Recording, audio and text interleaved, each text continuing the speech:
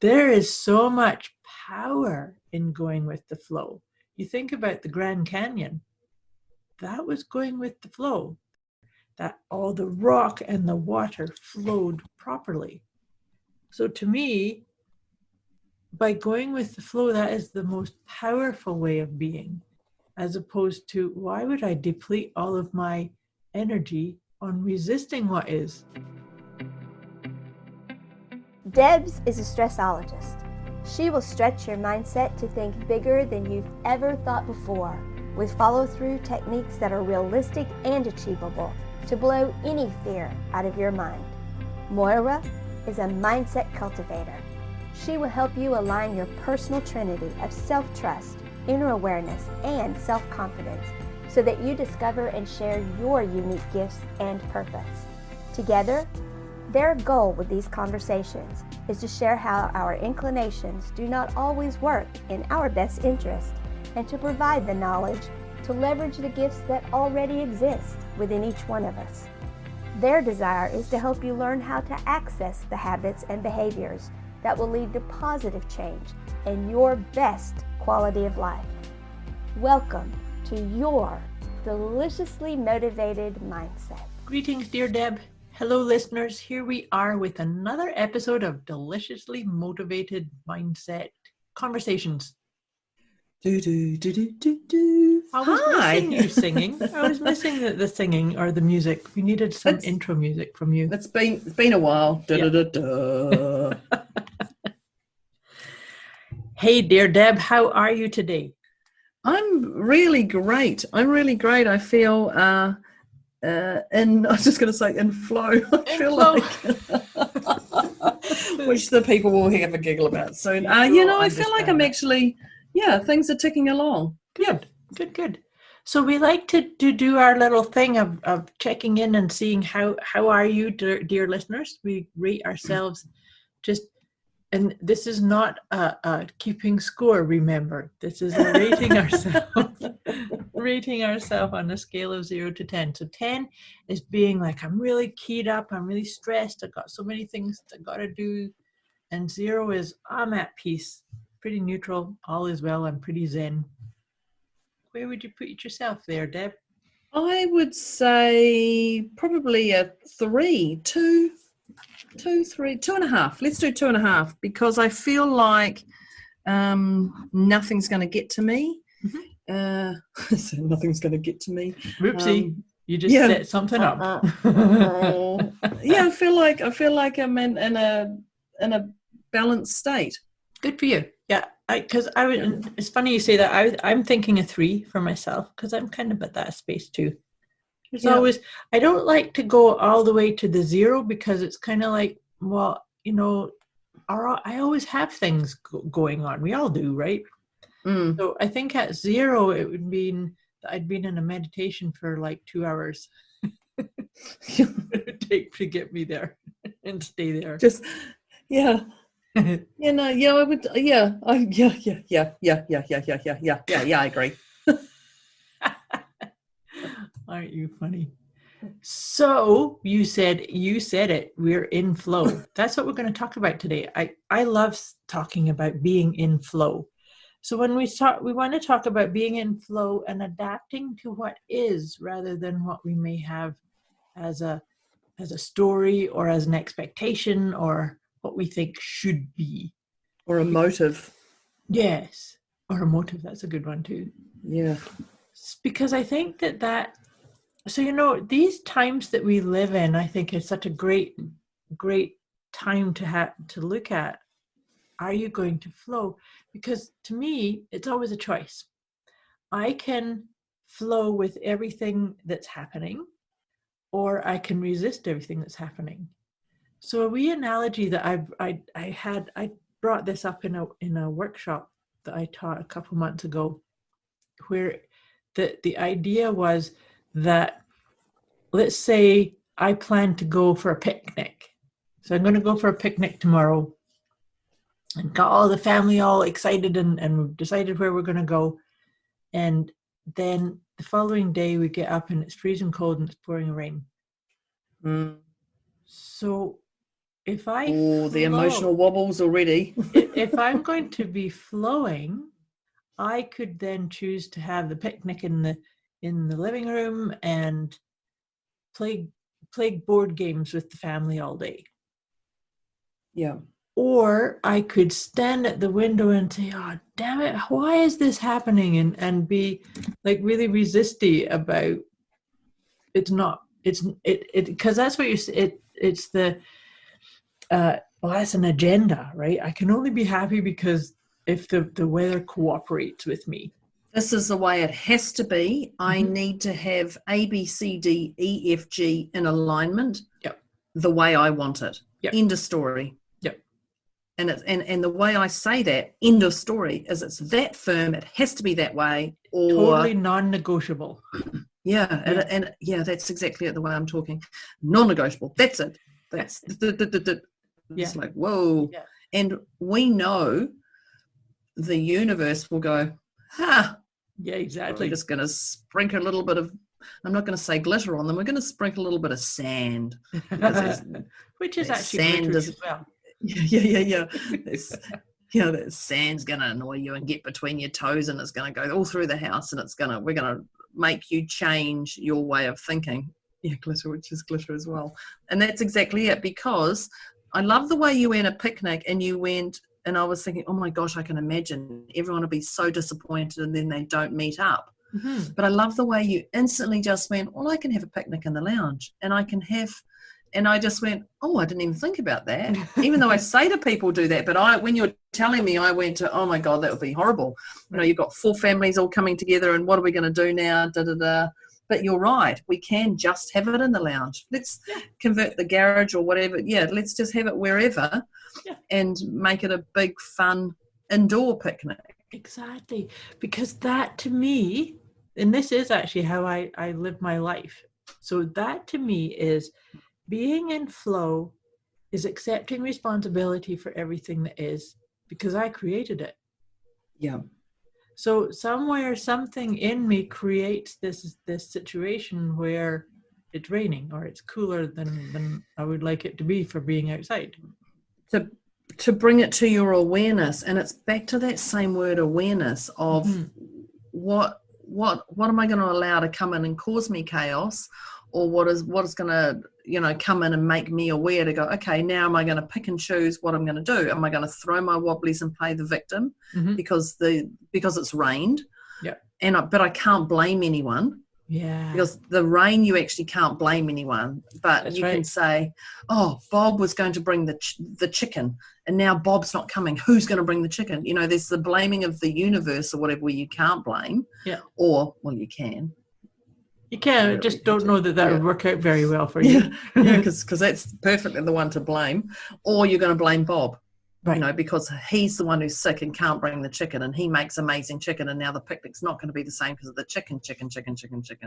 Yeah, and that's a great point there too, Deb, because the other part of that is that when we're in flow, we get to be interested. So to your point, if you get really held on to this idea that Bob has to bring the chicken and I can't be happy, or we can't have a fulfilling experience without it, instead, when we're in flow, we can go, isn't that interesting? Wonder what's going to show up in its place. Yeah. Who's going to bring the feel turkey? That energy. Yeah, maybe it's a turkey. But even though we're just having a conversation in that, the way you said that made it more exciting. Mm-hmm. Even though that's not real, because we're not having a picnic, but the way you said that sounded more like, this is exciting. I wonder what's going to happen. Exactly. And that is just a perfect reframe of our mind, because it's not real. It's just a conversation we're having now. But look at the energy, how things changed from Absolutely. that. Yeah. So imagine if it was real and legit, and you put that little bit of energy into it. Yeah, that's all it takes, and it is. That's the adapting to what is. Yeah. Yeah, and so because the other thing too is, I think that when people get too caught up in that the way things have to be, how you talked us through that non-negotiable way things were going to be. Yes. That takes a lot of energy. It takes a lot of energy because you are setting up resistance to what is. And that's what we're talking about today, is that by being in flow, we adapt to what is. Yeah. But that gives us so much more power, because look at the power reserve we have left over to create, to be connected, to be aware, to be in the moment, as opposed to burning out all your energy because you're all pissed off because it didn't go the way you said it should. Yeah. Right? But I think we forget that, and I'm going to say negative energy. I'm just going to say negative, even though we don't, I try not to say positive and negative. I'm going to say that negative energy that weighs us down, that weighs way more in our mental and physical than positive, uplifting, in flow, adapting to what is, compared, and we use that, but we don't see that. We just see it as, and when you're in that, state, that sounds like a grunt, but it is, it's that, shoulders down, slumped over, shuffling of feet, and we're in that funk state. We don't know how much energy we're actually using, and we're using way more in that state, being a lower vibration would be possibly another way of saying it, than what we could be. And then what we could be. And that's a really great segue into encouraging people to check in with how they're feeling in their body. Because what you just described is something that I've often talked to my clients about checking in about the law of attraction. We can get our own guidance about how much are you in flow or not by just checking in. Because when you're feeling ugh and your shoulders are drooping and you feel like slumping in the chair, that's a no. That's your no. Saying this is going into really the heavier negative. But here's the thing: is when you're in that, you're going to create more of that. That snowball effect. Yeah. So we're going to feel it. You're going to feel disappointed if you really, really had your hopes held on to this is how it's going to go, and then it doesn't go. You can feel a moment of, oh, I wished it had gone that way. I wish Bob brought his chicken to the party. And then let it go, because you want to get to the next better feeling. So this is what I'm saying, is that I want to help people look for, where's the lightness? Where's the lift in your shoulders? Where's the little playful kind of like, oh, what's going to happen? Or how about this? Or maybe that, right? And it's back to that word awareness again, isn't it?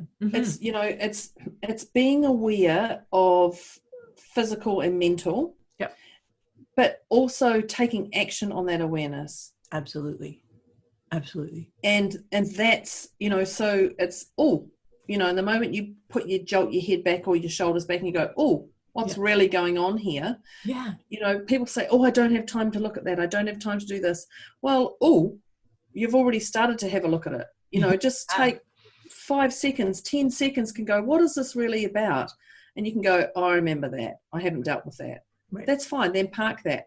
But it doesn't take you don't have to overanalyze and analyze to go, where does that come from? Are you sure, and spend hours and hours, and then you're putting yourself into a more downhill spiral by not addressing things. And now I can't even get this, and I'm in such a funk. I can't even decide where this comes from. And that's what that's going to, that ain't in flow, love. No, it isn't. And that's what in North America we call paralysis by analysis. Oh, I like that. Yeah. So we get... That's so true. It is.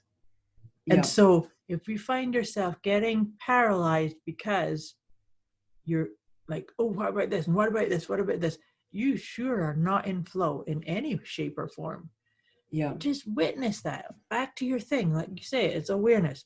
Okay, in this moment, I'm feeling a little bit stuck. I'm feeling paralyzed. My head's going a million miles a minute, judging me, judging the situation, the circumstance. Yeah. Take a deep breath and reset. And what can you do right now to get in flow? And to your point too, you said hand on your heart. Absolutely. Yeah. But you also said about taking action, because you see, it's when we're in action that clarity arrives. We get really aligned and we start to see and we feel when we actually start doing something. When we just sit on our chair analyzing, that's when you get paralyzed. This paralysis by analysis. Yeah. Well, you have a purpose. When you're sitting in that chair, your purpose is to uncover it and then take action. That's but right. if you're going to stay sitting in the chair, you're not going to have that purpose. You're just like Paralysis. Paralysis. Yeah, let's just say it's my accent. You know, and that's where you're going to get stuck. But when I was just thinking of a time when I have sat in that chair and I've got myself into that paralyzed state, and I have got myself into that paralyzed state, and you actually feel really unworthy, and then you can spiral yourself into a state where you feel like you can't even get out, and you don't know how to get out, and then you beat yourself up for the most minute things. I can't even get that, or I can't even do this, and then you'll go make yourself a drink and you'll spill the drink and you go, God, I can't even stir the drink properly. Absolutely.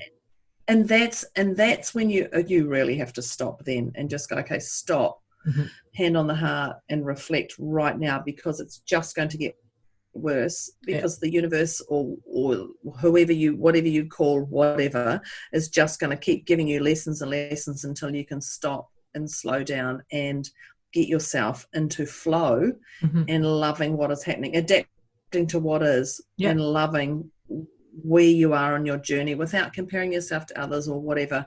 Because when you get to that point of spilling the milk and you cry because of that I can't even make my favorite drink properly, or you turn the tap on and the water splurts everywhere, and you're like, I can't even do that. You know, you're going to already go into that bigger funk than you've ever been before. It's that you can't even fill your cup, your glass of water properly. And then you're completely out of flow, but you're not. You're in flow because it's actually making you stop and reflect if you see it. If you see it. So the key piece here is what you're describing. That's almost like the downward spiral, circling the drain, right? To the so at some point, and each one of us is unique in that I think we all have our own point of no return kind of thing. It's like, how many times do you have to beat yourself up and say, oh, look, I couldn't even do that, and I'm how many times do you have to do that? And before you go, oh wait, I'm going to tell a different story, I'm going to put my awareness on something and create something different, because I'm going to tell myself a different story. I'm going to change this pattern right now. Because we all have that power should we choose it. And that's the key piece is so flow. You see, I remember many years ago, I said to somebody that I was going with the flow. And he said to me, well, that's a really weak, subservient way to be. Because I know what you're going to say, because I've had someone say the same to me. Like, there is so much power in going with the flow. You think about the Grand Canyon, that was going with the flow. Think of how deep that is. That water, that all the rock and the water flowed properly. So to me, by going with the flow, that is the most powerful way of being, as opposed to, why would I deplete all of my energy on resisting what is? To me, that I just said about spiraling the drain and going, I would be just all the way down the drain. It's funny because when people go, oh, you're going with the flow, you're handing over your power. Yes, exactly. And I'm like, no, I'm seeing that I'm actually believing that I have a trust and faith or belief that this is going to be okay. And I'm not trying to change what's happening, but I'm aware and alert in my going down the Grand Canyon. I don't see going with the flow as handing over my power. Why would I want to, the Grand Canyon's a perfect one. Why would I want to stop and have all that pressure on my legs for me to try and stand up and change something to prove a point? No, No, and I'm glad you said that about giving away your power, because the truth is, and you're right, that was the final part of that criticism from that guy. Yeah, I hear that often. People say that. And I'm like, So the Grand Canyon's a perfect one for me to explain back to them. But do you know the other thing too is that I believe that we are all the creators of our own reality. And so if somebody tells me that me going with the flow with what is me giving over my power, that's saying that I'm not creating that. Well, truth is I am. That is the most powerful way, is to say, I created this. Yeah. So this is how I'm going to move through it. Like if I stopped and said, no, I have to resist this, or I have to maintain my power, well, for what? Are you trying to tell yourself a lie and pretend that what you're seeing in front of you is somebody else's construct? Somebody else made your life. So that to me then is life is happening to you and not through you. It's flowing through us. Life is flowing through all of us. So what better way to make use of your personal power than to flow? A quick wee message before we get back to this episode. You can get access to a special gift Moira and Debz have put together for you. Go to deliciouslymotivatedmindset.com/gift. When you sign up, you'll receive instant access to an inner peace kit and the 30 Days of Wisdom program, both of which is intended to help you feel deliciously motivated right away. Go to deliciouslymotivatedmindset.com/gift. Well, I know Dr. John DeMartini says, one of my mentors, he says, what's happening to you is on the way, not in the way. Yes, I like that. And just that, it's on the way, not in the way. And when you see that it's on the way, which is in flow, adapting to what is, when you see it's on the way, that's where the greatest gifts are. And that's, and that's about us being grateful for where we are right now and just being in flow and adapting to that and knowing that we're on the right path. And that's that trust and faith and belief and, all that. And that is where your true power sits, that it is all on the way. And we are on that journey that you've created that. I've created that, Yeah. if you have no sleep at night, you've created that. Not the people who have caused chaos around you. Nope. That's making you not sleep. You've created it. You've allowed it into your space. So you either deal with it or you don't. That's right. Be the master of your destiny or the victim of your history. But the other thing too, and the key piece I think that's so important in what you just described, is to be the interested observer. Because by all means, to your point, you could say, I want to go to bed early and have a good night's sleep. And then there's all this noise in the neighborhood. And well, you obviously didn't want the good night's sleep because you didn't set the stage properly. Right? So therefore, and then to your point too, you can then waste more of your energy by saying, look what they did. Yeah. Look, they stopped me getting my good night's sleep, right? Yeah, no. And you can moan and moan and moan. Yeah. Yeah. That doesn't ever work. Well, that to me, that complaining and bitching and moaning victim creates mentality. Such a huge cloud of negativity all around you. Yeah.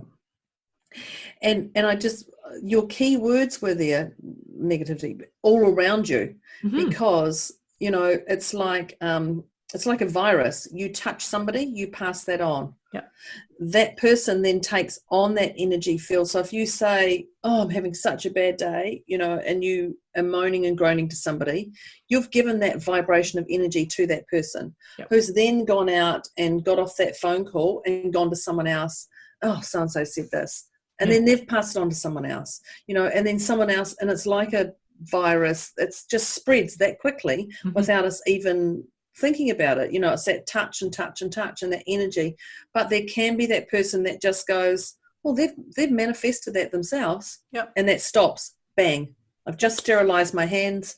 I've just thrown it back and said, well, they've manifested themselves. Yep. So you know what's landing for me as you were describing that is the 4 agreements, Don Miguel Ruiz, the four agreements. I know what they are. No. So there's. I love that you have so much knowledge. I love that you have so much knowledge on so many different things. I'm like, I haven't heard of that. You're sweet. Okay. You have tons of knowledge that I don't have, though. That's why we have such fun conversations. Yeah. So the 4 agreements, and I'll just say them really quickly, but there's one that I wanted to circle back to. The first agreement is to be impeccable with your word. The next one is to not take things personally. The next one is to not make assumptions. And the last one is to always do your best. They're very, very simple. Ooh, they're very simple. To me, they are excellent rules to live by. But here's why I was thinking about them is that very first one is being impeccable with your word. Being impeccable with your word means that you would not repeat the sob story or the gossip or the bitching that somebody said to you. You would exactly do what you just said. Oh, you're having a bad day, and carry on with you sharing what was coming from your heart. It's so to me, and stop that pattern. Bam. Exactly. Done. Exactly. To me, being impeccable with your word means that you're always talking authentically with integrity and honesty to yourself within, but you're always out of your mouth to other people. You're not getting into the rumor mongering or the scaremongering or the passing on negative stories. It's a very important part because it is a pattern interrupt on creating that cloud that I was talking about.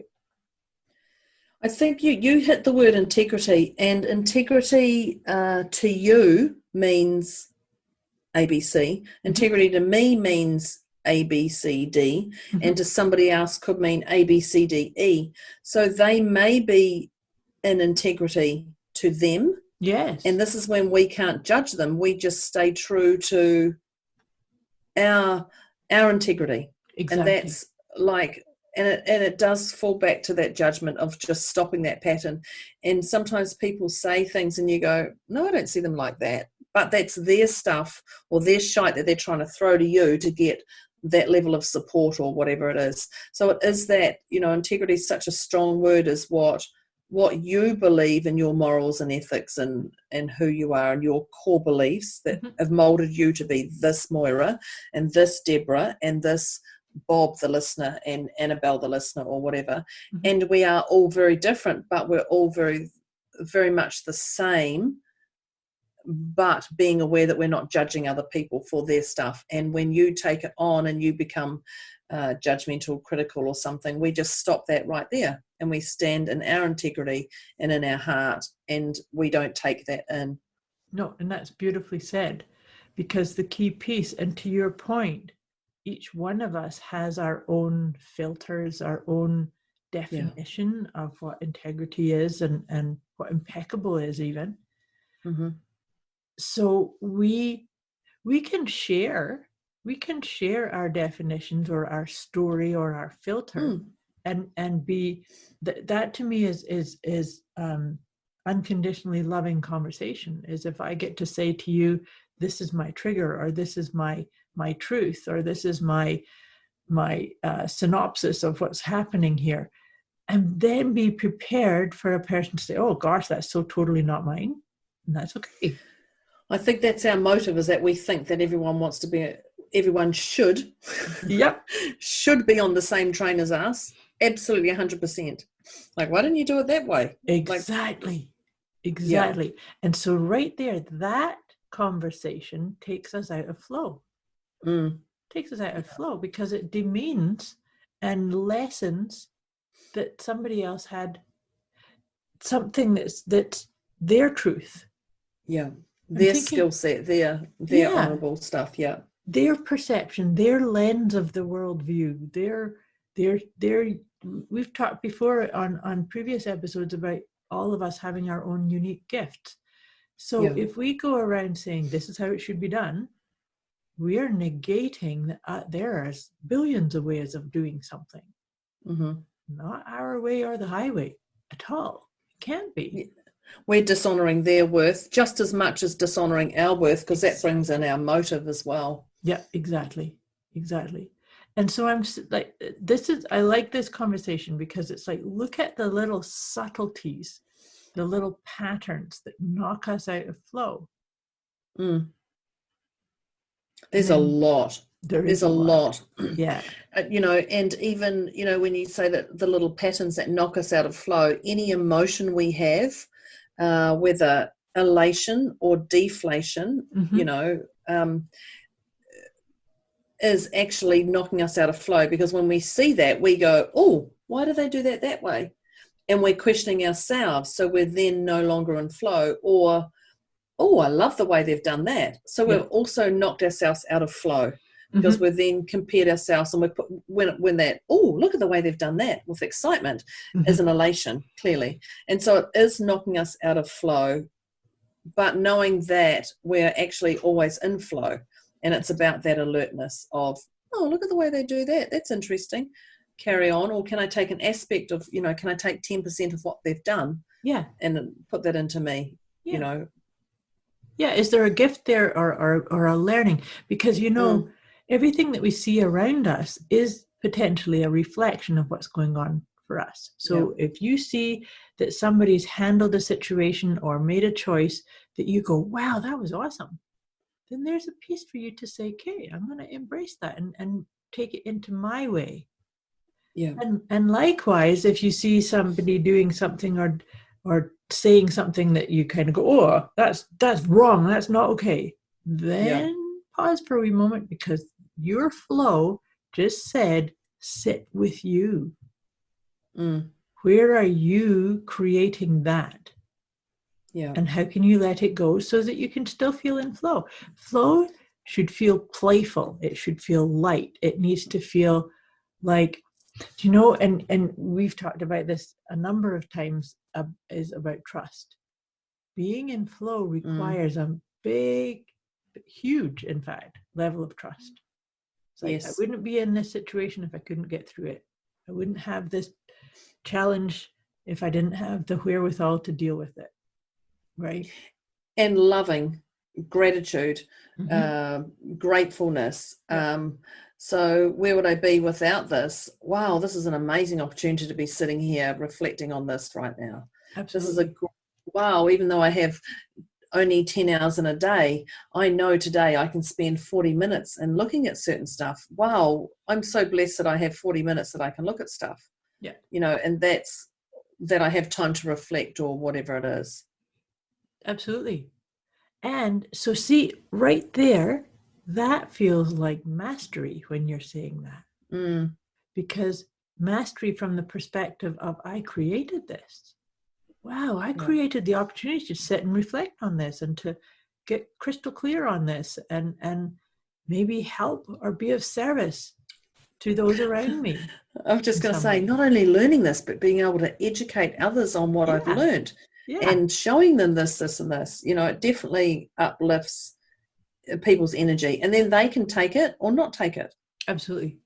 But that's why being in flow and adapting to what is such a powerful, important piece, because the more we do it for ourselves, the more we inspire everything and everyone around us to do it. So this is what I call the microcosm for the macrocosm. So the microcosm is you, right? So you work on the inner part. But that's almost like, the whole idea of we're all connected. We're all one. Yeah. People talk about that. And sometimes people talk about that in a wee bit of a glib way of, yeah. No, we're all. But it's almost like we're all connected on a spider web. So if you think about how delicate a spider web is, and somebody makes a movement over here on one side of this cobweb or the spider web, it's felt, the vibration of it is felt. Oh, I like the way you had an analogy, yes. Yeah, on the other side. So it's the same thing for this.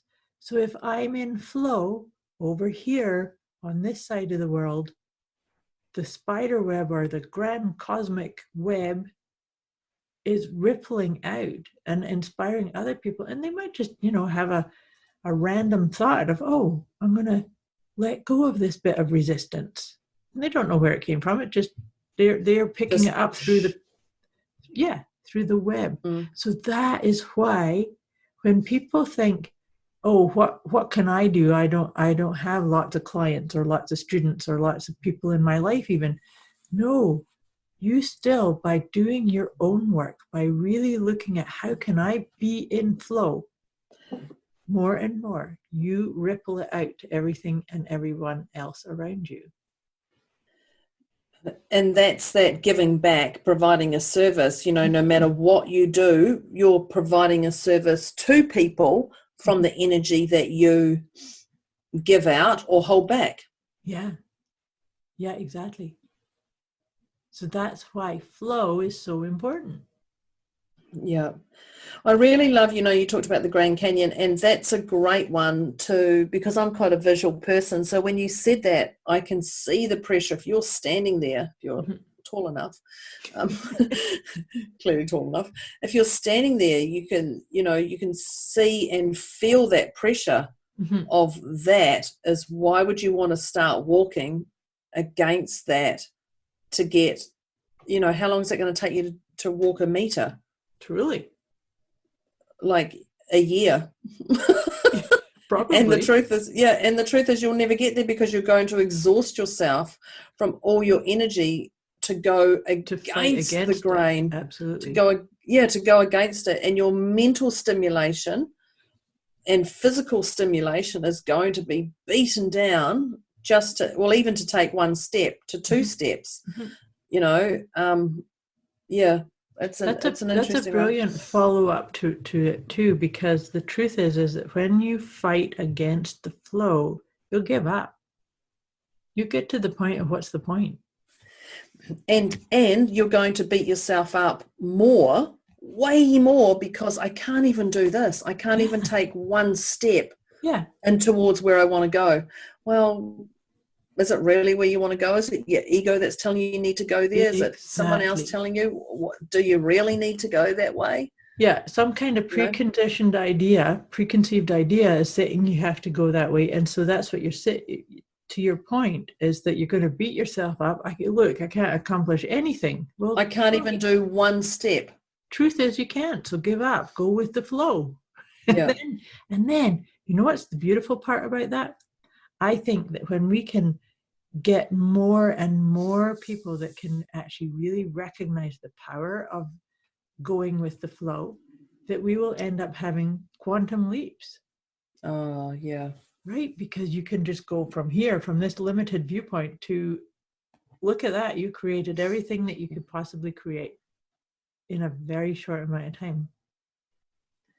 And it's that whole, I created that just as much as Moira created it, just as much as you being the listener right now has created wherever you are in the environment you are right now, to whatever's going on with you physically and mentally. Absolutely. So here's the thing that I just thought of, and I can hear some people in my conversations that I've had, is about blaming themselves. Because if they're in a situation which isn't that great, maybe there's money problems or there are relationship problems or you name it, then they'll say, and I'm saying, well, you created it. Then they go, oh God, then I suck. Here's the thing is, when we say you created it, it's not to shame or blame or make you wrong in any shape or form.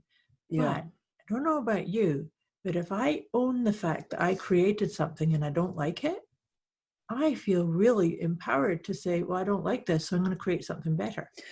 That's the thing. It's all you're doing is awareness, and then you can take action. You can stay in that state or not. I'm still going to sleep at night if you stay in that state or not. Yeah. But you have all the tools to choose. Am I stepping to the left or am I stepping to the right? That's exactly it. And that is the best way to ignite your sense of flow and your relationship with it. Because to be honest with you, flow is happening. Whether you choose to engage with it or not, it's happening. That's exactly it. And that I think about this, if you don't learn your lesson, the snowball comes down the hill and keeps coming. You on your head. And trust me, to stop that snowball, it's in flow. You ain't going to stop that snowball. So you either choose to step left or right, or stand in the middle and take it. But it's your lesson, your choice. Yep. Yeah. And but if you step left and the snowball moves and you get sideswiped, then just be aware for next time. Yep. Absolutely. Always being aware and accepting. Yeah. So I hope this has helped people get in a sense of flow. How can you better flow with your life? This has been a good conversation. We always have good conversations. I know, I love our conversations. It's let us know, please, listeners, because not only are we nosy, but we would like to know, where you've been out of flow and what have you done to jump yourself in flow, and how have you caused, cause equals effect. What have you done? Let us know, because I love hearing other people's stories on this. Yeah, no, I do too. And let us know too if you need some help or inspiration on accessing, resources or techniques in actually helping yourself get more into flow. Yes. So absolutely. Before we wrap this up, we'll just go back to our scale of 0 to 10 and check in. Where would you say you are now, Deb? I can't even remember where I was last time. I'm definitely in flow a lot more. Mm-hmm. Definitely, I've gone up or gone down. I've gone towards the 0 more. Right. I would say, I don't even know what I was last time. I didn't write it down. I think you I think you were a 2.5 and I was a 3 or something like that. Yeah, I would probably say, I was actually thinking I'll probably be a 1.75 or a 2. I definitely don't want to say 0 and I don't want to say 1. Yeah. But I feel really complete. I feel okay. Good. Yeah, I'm going to put myself at a 2 also. I that feels like a good, and I love talking about being in flow. I think it's something that's really, really important to keep coming back to, because our propensity is, even like I still go out of flow, but I'm at an awareness level that I can recognize, pick it up. There it goes. And what can I do to get back into that? I think it's and I think that's that, not beating yourself up. Oh, I'm out of flow. Yes, oh no. And then spiral. It's like, oh, I'm out of flow. Fancy that. Yeah. Right. Oh, I'm out of flow. Isn't that interesting? Let's step back in. Absolutely. Yeah. What's happened here? Let's jump back in. Yeah. Absolutely. But knowing you have your power, because we both had that same analogy of your power is the recognizing, but we think that when we're in and out of flow is where our power is, like, go against the grain. No, you don't have to go against the grain. Exactly. Yeah. No, it's not about going against the grain. You created this. Yeah. Thank you, listeners. Thank you so much, Moira. Thank you once again, and I look forward to our next episode. Me too. Thank you so much, Deb. I really appreciate these conversations, and thank you, dear listeners. And like I say, we'd love to hear from you. Feedback, comments, questions. We'd love to be of support too if you need to. Perfect. Thank you. Thanks, Deb. Take care. Bye-bye. Bye.